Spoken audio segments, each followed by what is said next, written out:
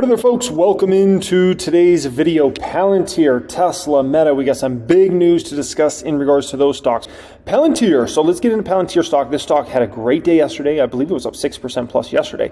Up 6% plus again here today. We're up over $5,000 on the stock here today. Up $38,000 in total on the shares in the public count. So stock's doing very well for us and now sitting at 146% gain year to date. Oh my gosh, okay, I wish my cost basis was as low as the stock was year to date, but I got some shares that are higher. So yeah, my year to date gain, or my overall gains for the stock are like about half of the percent in total. Like that's just a crazy number. Anybody that was buying Palantir at the end of last year and beginning of this year for the first time, woo, did you guys make out like bandits? All right, so some big news on a few different fronts in regards to Palantir. First one up here is Cathie Wood is on a buying spree of Palantir stock. I mean, absolute buying spree.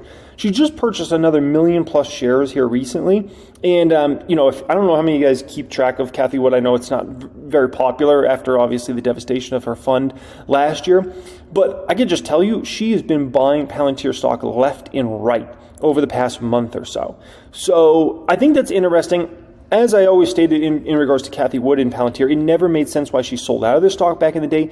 If you really believe in innovation and you really are a believer in AI, you can't not own Palantir. Just bottom line, if you're a believer of innovation, you're a believer of AI, you can't not own Palantir stock. You need to have some sort of position in the stock. It's just crazy. So anyways, she's buying shares left and right, and I think that's definitely worth noting. The much bigger news, in my personal opinion, is this here, okay? This came out yesterday. Shares of Palantir obviously were higher yesterday by about 6% or so. The company was awarded a $250 million contract with the U.S. Department of Defense. The U.S. Department of Defense awarded Palantir a $250 million firm fixed price contract to perform research and development services in the areas of artificial intelligence and machine learning. The contract has an estimated completion date of September 25th, 2026, and the work locations and funding are to be determined with each order, okay? Whew!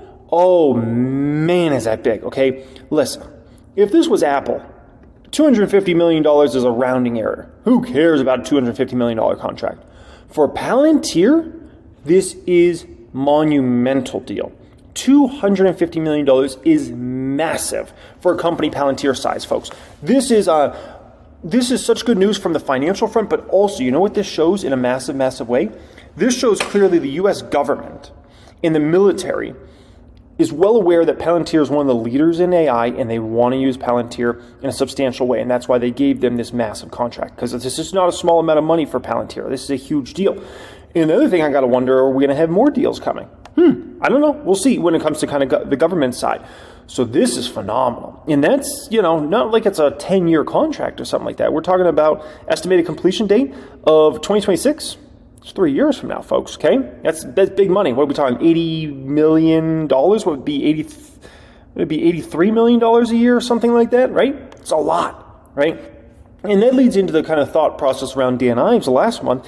Dan Ives calls Palantir the Messi of AI, right? And it looks like the Messi of AI. The government wouldn't be working these deals and giving them a $250 million contract if they're not, right?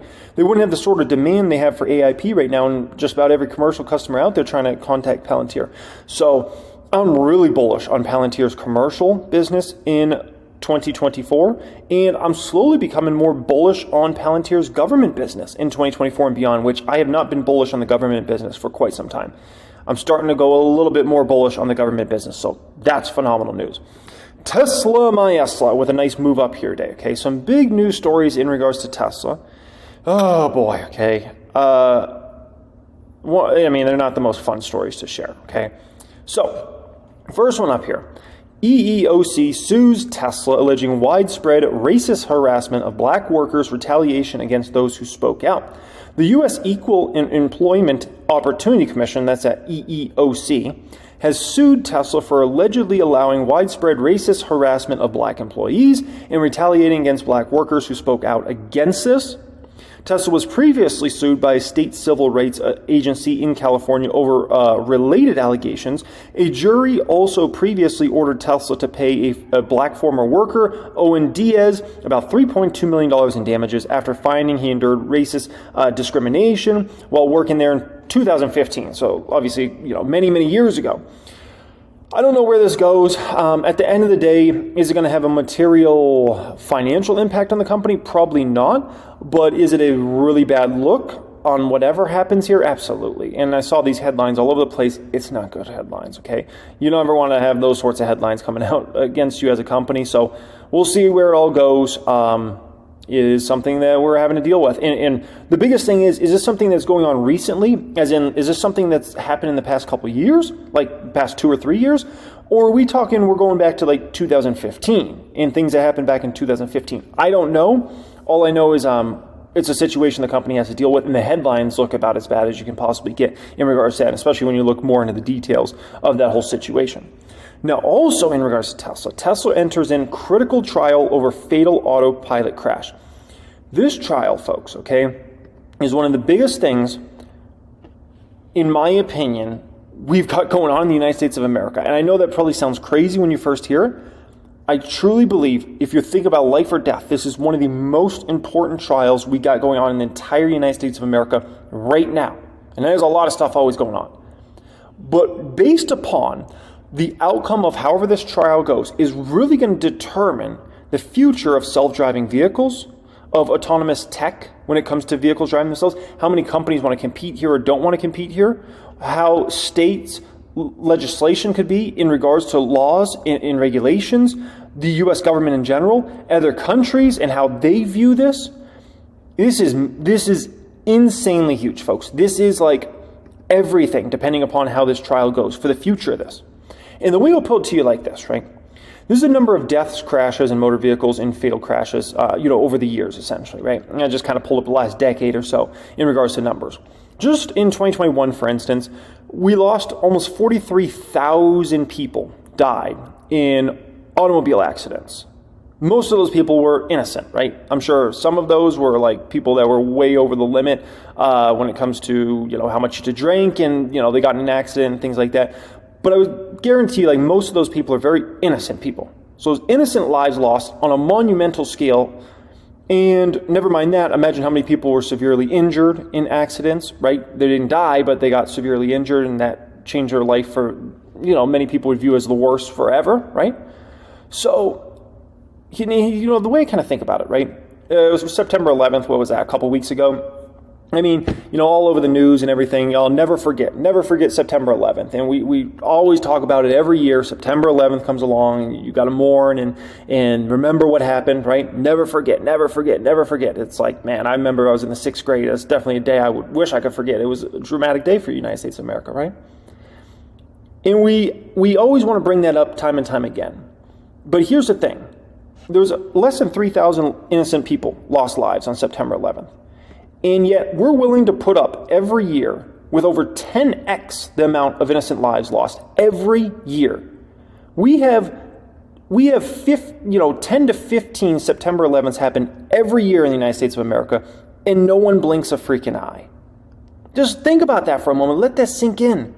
How stupid is that? But that's human reality. That's human thoughts. It doesn't make any sense, guys, okay? At some point, we got to put our foot down and say, this is ridiculous. Humans can't freaking drive. We're all killing each other, and this is out of hand.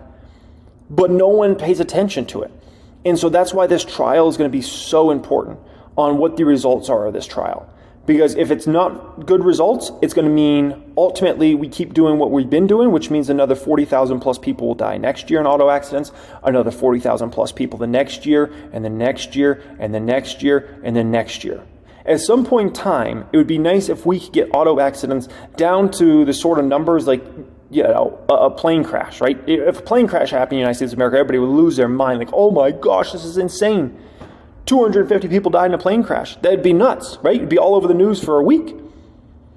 But yet, 43,000 people died in auto accidents in 2021. No one blinked an eye, man. It's time for that to change.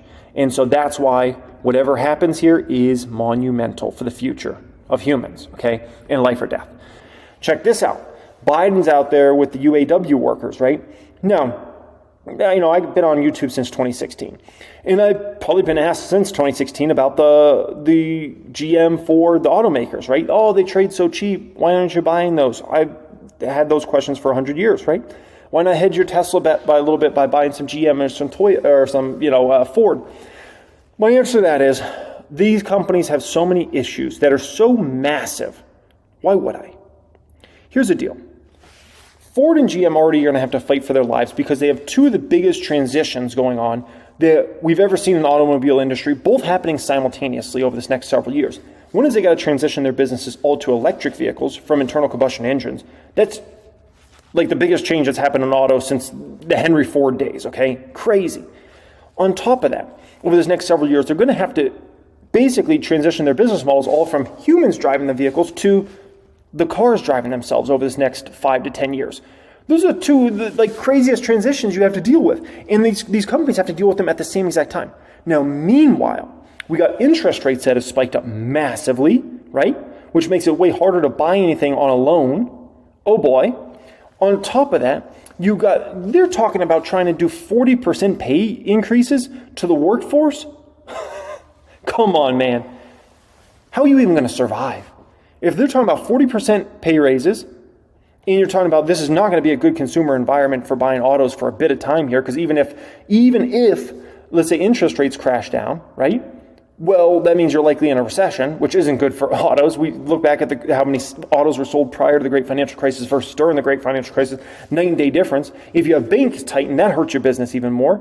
Then you've got two of the biggest transitions we've seen in the history of autos, electrification, and the cars need to start driving themselves. Oh, come on, man. It's too much.